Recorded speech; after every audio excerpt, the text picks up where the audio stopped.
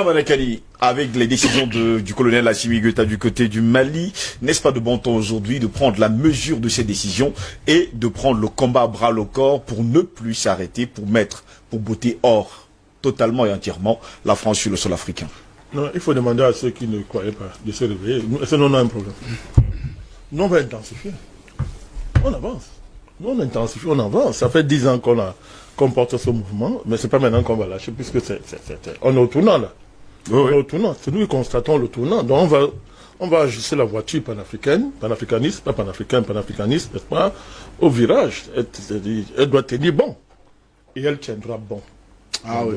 Elle tiendra très bon. Amen. Tout à l'heure, à la suite de tout ce qui a été dit, il faut continuer à exposer au monde, n'est-ce pas, les modalités pratiques du banditisme, de la criminalité d'État, n'est-ce pas, d'État, qui est la marque caractéristique de la France, qui elle-même n'est que la figure la plus en vue de l'Occident. Dans ce que vous voyez là au Mali, il y a les États-Unis. Il ne faut pas faire les analyses des enfants. Les gens, on connaît le panafricanisme au niveau où on a placé le débat. Donc il ne faut pas que les Américains font comme si on ne les voit pas. Dans ça, il y a les États-Unis. Vous savez que le président américain à l'heure actuelle, c'est un fantôme. Pour la première fois dans l'histoire, il y a un fantôme dans un palais. De temps en temps, il a une forme humaine. De temps en temps, on ne sait pas à quoi il ressemble. C'est un fantôme. Hein? Il paraît même que, je ne sais pas si vous avez vérifié ça, il faut qu'on vérifie ça. Il paraît que même toute sa présidence, c'est un théâtre qu'on tourne dans un studio. Et que de temps en temps, on attrape les acteurs qui ont fini le film, on les attrape quand ils veulent sortir. Bon, il faut vérifier ça, mais je vois des choses qui circulent comme ça. Bon, il ne faut pas qu'on nous qualifie de complotisme, mais je pense que c'est récurrent, on commence à... Bon, ce monsieur ne reconnaît ni ses secrétaires, il ne reconnaît pas ses ministres, secrétaires d'État, il ne connaît pas son avion. Je ne dis pas de Joe Biden. Et il bave pratiquement, c'est-à-dire que vous le mettez en plein, il bave. Chef dormi des sommets.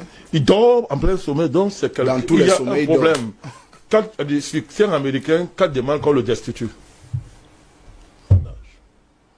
Donc, il y a les États-Unis derrière cette affaire. Vous avez l'Union européenne, Edmond.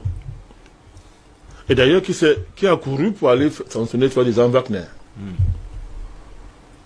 Donc, en Union européenne, vous avez l'Allemagne. Donc, ce qui se joue là, ce n'est pas seulement le jugement de la France, qui est en première ligne, pour qu'il n'y a même pas d'état d'âme à voir. Peut-être c'est elle, le fer des lances. La tête de proue. La tête de proue, merci. du bloc criminel. Du bloc de criminocratie, n'est-ce pas, qui depuis met ce monde à feu et à sang. Mon cher gosse. Donc, c'est de cela qui se joue là. Qui se joue. Ce que la France fait là, c'est ce qu'elle ne peut faire, c'est que parce qu'elle a le soutien des Américains, elle a le soutien des Nations Unies, de toutes les institutions internationales, y compris FMI, Banque mondiale, elle a le soutien de l'Union européenne, de tous les pays européens, du moins, ceux qui sont dans l'Union européenne. Comment on fait chanter la SCA? Si vous croyez qu'on blague, si la Banque mondiale, le FMI ne sont pas dans le jeu, comment on fait chanter Touadéra tous les jours? La France, tous les jours, brandit le chantage que tout n'aura pas accès aux guichets internationaux. Le chantage permanent. Tous les jours, les pays africains sont soumis à ce chantage des guichets internationaux. Faites pas ceci, la communauté internationale. La communauté internationale. Alors, quand on dit communauté internationale, c'est quoi? C'est ces pays, mais c'est la Banque mondiale, c'est le FMI, toutes les institutions internationales, sur le plan financier, sur le plan juridique, machin et consort, qu'ils ont constitué, qu'ils ont mis en place. C'est ça qui effraie les dirigeants africains. Et ça qui effraie, c'est qu'on a peur d'être banni, on a peur de se trouver isolé. D'ailleurs, la ministre de la Défense française a passé le temps à rappeler à Assimi Goïta que tu vas te mettre, tu seras mis à l'écart. Il y a eu des sanctions venant de la CEDEAO. Avant les sanctions. Oui. Bon, c'est une organisation maudite, comme dit le gel des avoirs et tout ce qui va avec, pas de voyage. Mais avant ça, la ministre de la Défense française a dit à Florence Parly, oui, que le Mali se mettra à dos la communauté internationale. On a répété ça au moins 100 fois à Assimi Goïta. Donc ce qui se joue là, c'est une réflexion pertinente au niveau des Africains et une prise de résolution claire désormais que mais quel est notre rapport à la communauté internationale? C'est de ça qu'il s'agit. Le débat qui est sur la table, c'est notre rapport à la communauté internationale. Nous venons de fouetter un totem de la communauté internationale. Bon, quand le totem est mort, c'est bon qu'on laisse ça bien. Quand le totem meurt, son propriétaire aussi meurt. C'est tout. Il faut seulement l'empêcher de ramasser un seul morceau, hein, un seul grain de son totem. Il faut l'empêcher. Donc, quand la France est frappée là, comment elle est frappée là, c'est la communauté internationale qui est à terre, mon cher Ngoz. Et il faut donc que, sur le continent, émerge une réflexion. Donc, elle est déjà en cours d'ailleurs, l'avancée, la semi-gotanienne incarnation sur le plan politique. Une réflexion pour dire désormais, cette affaire de communauté internationale, c'est terminé. C'est terminé, mon cher Ngoz. C'est ça la dynamique, c'est ça la perspective de notre combat. C'est ça, nous on est à ce niveau-là, là où nous on est. Un monde de 100 communautés internationales. Parce que personne ne les a élus. On ne sait pas d'où ils sont. Ce sont des sorciers et des criminels qui se sont assis et on dit que le monde les appartient, ils doivent le régenter. Mais c'est ça qui est en jeu au niveau du Mali. Un deuxième niveau, on a vu comment la France a violé les engagements diplomatiques qu'il a liés au Mali. Ça, il faut le dire aussi. Donc, quand M. Macron décide que Bakar va se retirer, c'est sans concertation avec le Mali. Il faut le rappeler. Il n'y a aucune discussion entre lui et le président Assimi Goïta. Or, pendant ce temps en face, qu'est-ce qu'on voit? Quelqu'un qui tient ses engagements internationaux, Assimi Goïta. Le Mali, qui est en droit de rompre les relations avec la France. Mais, M. Assimi Goïta a simplement dit depuis qu'il a pu pouvoir que M. Macron, vous venez, il faut qu'on rediscute les termes de notre partenariat. Le gars est clair depuis. Alors, M. Macron a pris sur lui de dire je me retire, alors qu'il y a des engagements signés avec le Mali. M. Ngoz, Barkhane existe là-bas au Mali parce qu'il y a des engagements. M. Macron a passé le temps, la France a passé le temps à les violer systématiquement. M. Ngoz, depuis le jour où, avec les forces maliennes, Gao a été libéré par le Mali, Tombouctou, Kona. Ces trois villes ont été libérées, alors qu'on allait à Kidal pour en finir avec les criminels. La France a stoppé tout ça et elle a dit à l'armée malienne, vous n'entrez pas à Kidal. Violant les accords. Et depuis Kidal est devenu une base où les terroristes s'entraînent, mangent, sont protégés, grandissent, prennent du poids et deviennent de plus en plus forts. Donc, vous pouvez m'expliquer la sédication des engagements diplomatiques quand un partenaire en face ne le respecte pas. Vous continuez à parler de diplomatie. Mais il faut qu'en Afrique, on cesse de couvrir la lâcheté par la diplomatie. Si vous êtes lâche, dégagez l'histoire. Quittez. Comment? Quittez. On ne peut pas passer à couvrir la lâcheté, on dit que non, c'est la diplomatie. Non, c'est pas la diplomatie, ça. Alors, vous êtes un grand diplomate en face. Face à ça, vous ne dites rien, mais vous mettez sur place des stratégies pour en finir avec ça. Mais oui, hein, vous faites comme les Bazoum. Hein? Le type qui est en Côte d'Ivoire. Ouattara. Les Ambalo. Macky Sall. Les Macky Sall, les Kaboré. Des trucs comme ça, des choses comme ça. Tout ce qui est le plus honteux. Le plus honteux, mon cher gosse. Donc en face, on a vu un gars qui ne parle pas, qui dit ok, je vais te montrer. Ok, pas de problème. Je vais diversifier mes partenariats. Je vais appeler la Russie. Et dès qu'il a dit Russie, les Français ont vu Wagner partout. Wagner. Je vais vous dire, Wagner, c'est une très bonne chose pour l'Afrique.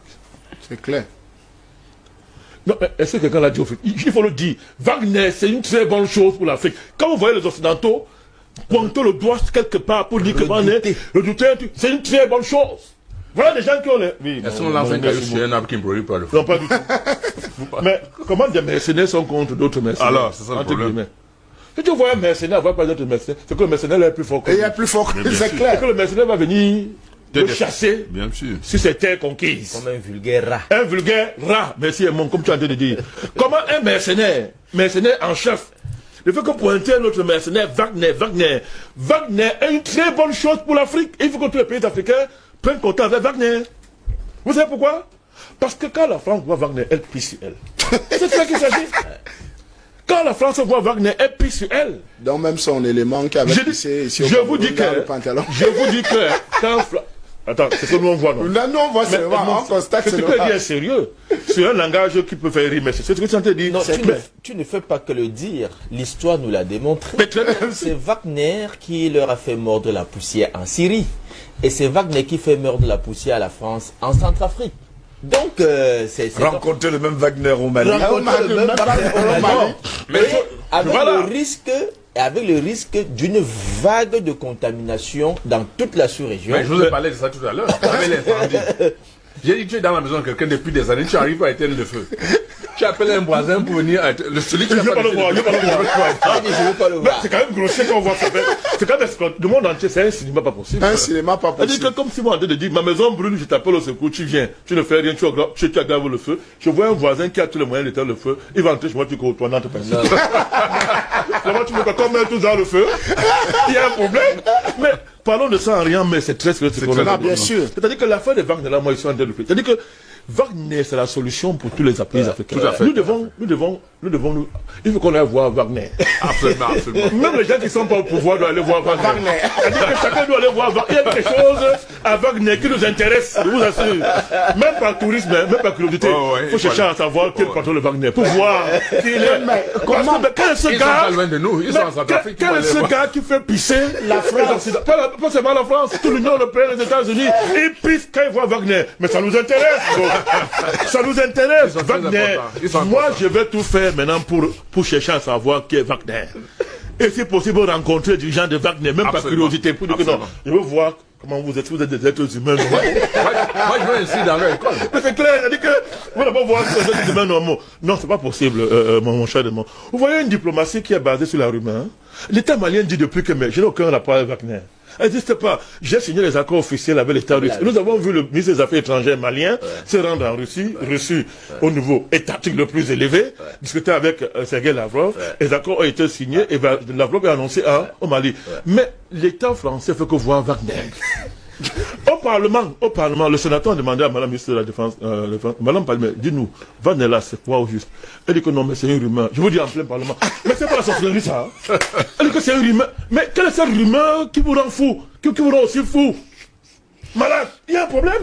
Comment la diplomatie là se fonde sur là? Je vous dis que si un pays africain fait semblant de ne pas voir Wagner, c'est pourquoi. Le pays là, c'est pas un pays africain. Nous devons non, même les pays africains doivent voir Wagner. Chaque pays africain doit rencontrer le gars. Wagner doit être partout en Afrique. Parce que vous savez, la solution est là. Si Wagner est là, on est libre. Hein? Ils vont tous fuir avec les bases militaires.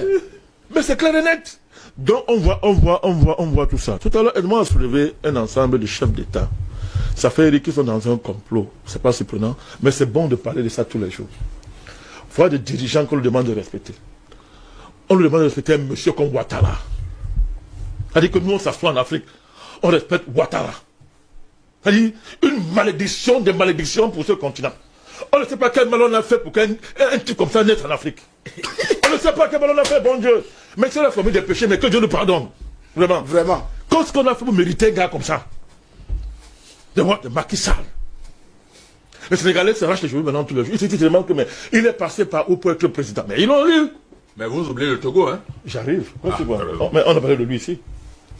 Mais les Sénégalais sont en train de pleurer que mais non, ils l'ont élu parce qu'ils ont cru au baliverne démocratique. C'est l'homme le plus corrompu de l'histoire du Sénégal. Ouais. Macky Sall chasse les ministres qui nous rappellent que mais président, regarde le contrat ci. Les Français donnent 10 francs.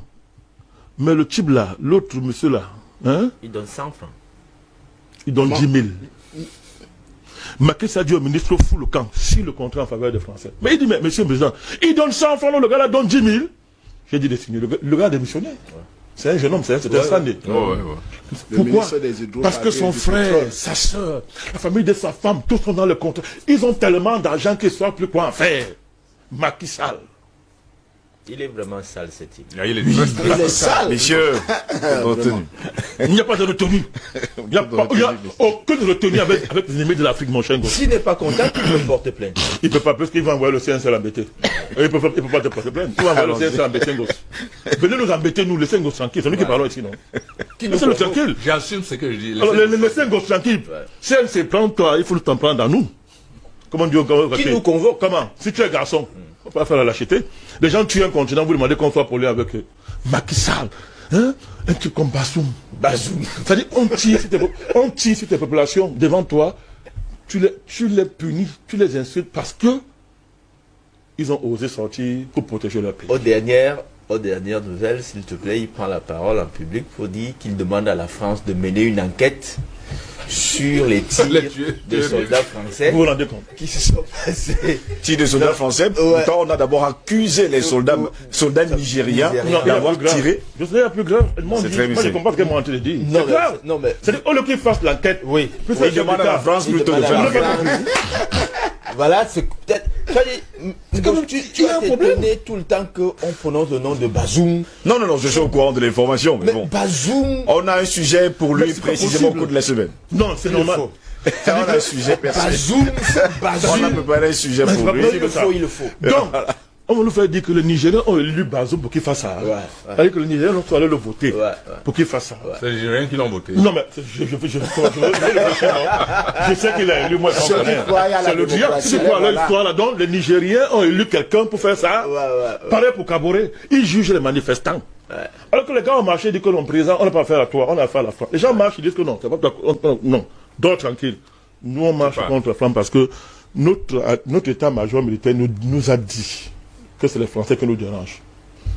Kaboré se fâche de son public, mais qui vous a envoyé marcher contre la France? Et il fait le discours à 23h30. Il envoie le ministre des Affaires étrangères d'abord à les filles. Aller faire le loge de la France. Il fait le discours à 23h pour dire des bêtises. On ne peut pas continuer à donner du respect à des dirigeants comme ça, mon cher gosse.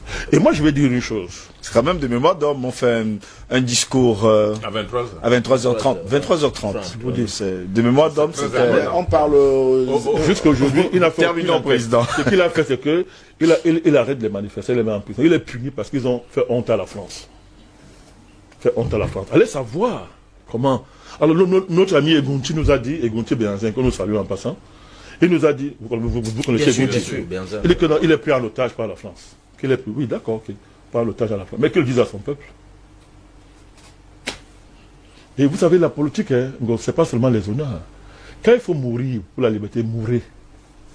Mourrez. Il y a souvent des morts qui libèrent un peuple. Ah oui, hein. Il y a des morts qui libèrent un Mais peuple. on se souvient du petit Tunisien qui s'était... Vous parlez de quoi? Vous parlez de quoi? C'est-à-dire que a si provoqué le printemps le président arabe. Kaboré est pris en otage, comme vous a dit notre frère Béanzin, Gounti, mais que Kaboré dit mais je suis pris en otage.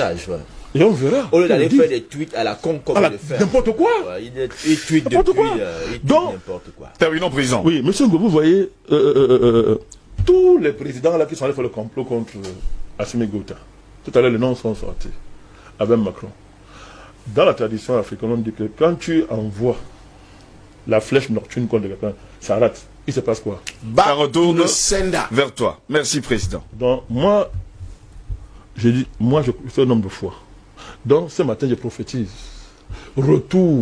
À l'envoyeur. Comme ils ont raté Assimi Goïta, les jours de Bazoum, d'Ambalo, de Macky Sall, de Ouattara sont comptés. Leurs jours sont comptés. Je ne parle pas de Macron, de Macron. Parce que pour lui, en France, là, maintenant, lui-même, il a dit dans une interview que je ne suis pas sûr d'être candidat. Lui-même, il a dit. Je ne suis pas sûr. Donc, lui-même, il sait ce qu'il attend.